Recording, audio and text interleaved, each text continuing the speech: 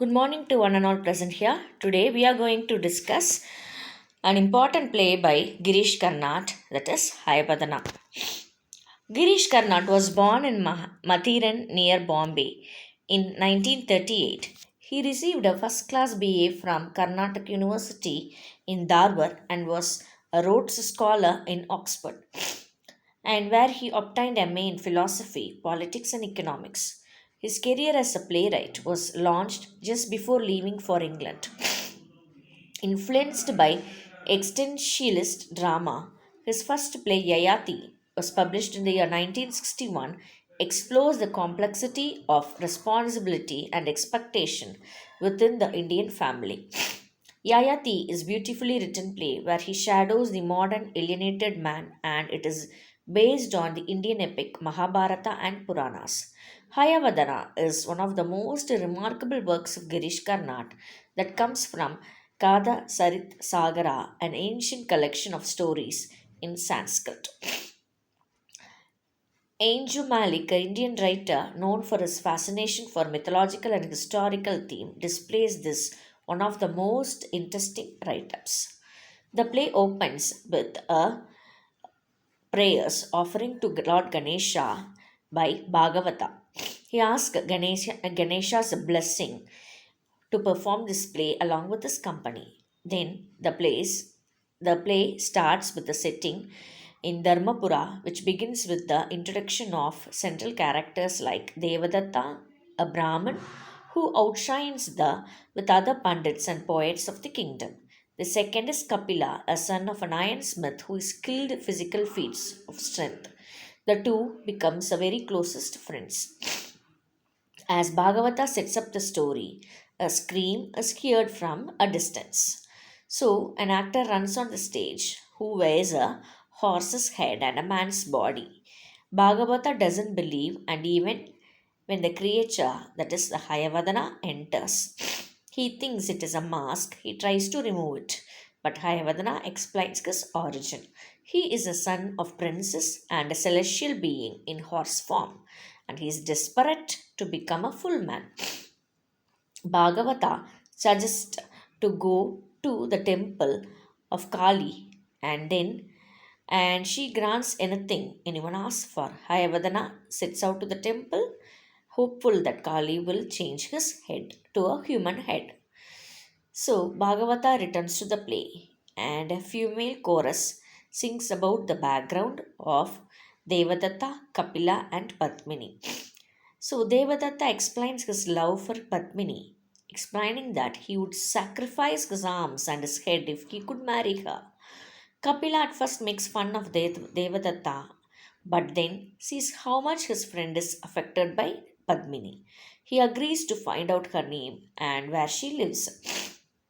Kapila goes to the streets of Padmini, and then Kapila immediately falls in love because Padmini asks him what he wants.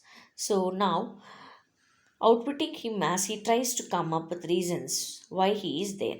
So now he explains that he has come here to woo for Devadatta. So Padmini really needs a man of steel. Devadatta is too sensitive for someone as quick as Padmini. So now Bhagavata reveals that Devadatta and Padmini were quickly married and that all the three remained friends.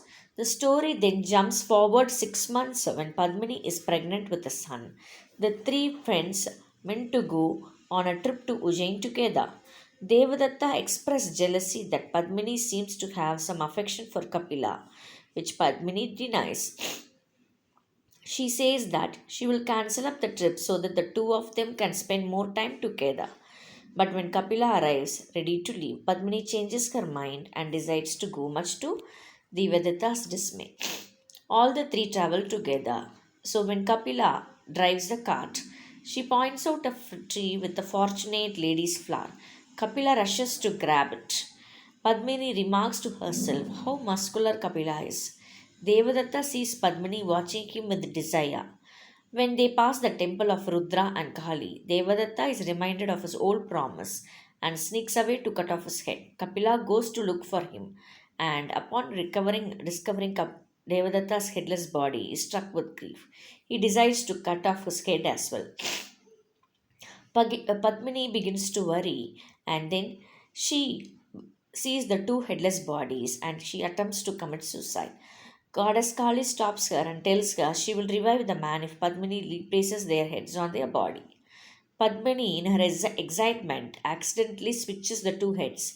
When she replaces them, two men are revived. One with Devadatta's head and Kapila's body, the other with Kapila's head and Devadatta's body. At first, the three of them were amused by the mix up, but when they try to return home, they discover issues. Each man believes that Padmini is his wife. Devadatta's head claims that he had the rules in body, so she is the wife of Kapila's head argues. Padmini in aghast but decides to go with Devadatta's head, and Kapila does not return with them. Kapila and Padmini and Devadatta are happier than they have ever been. So she loves his newfound strength, and two of them prepare for their child. Buy two dolls for their son. Dolls speak to the audience. Devadatta's new strong body begins to revert its old form. He and Padmini fight over how to treat their son. So Devadatta coddles him. The doll tells the audience that Padmini begins to dream of Kabila. When, when the doll begins to show signs of fear, Padmini asks Devadatta to get new ones and goes to show her son the forest. So when they travel the woods, she discovers Kapila living there, has regained his strength, just as Devadatta has lost his. He explains how he had to war against his body. Now he has to accept that he is in the fact Kapila. So the Bhagavata concludes the story by marveling at the mercy of Ganesha, who has fulfilled the desires of Hayavadhana and the young boy. He says that it is time to pray, and Padmini and Devadatta joining in thanking the Lord and completion the success of the story. Thank you.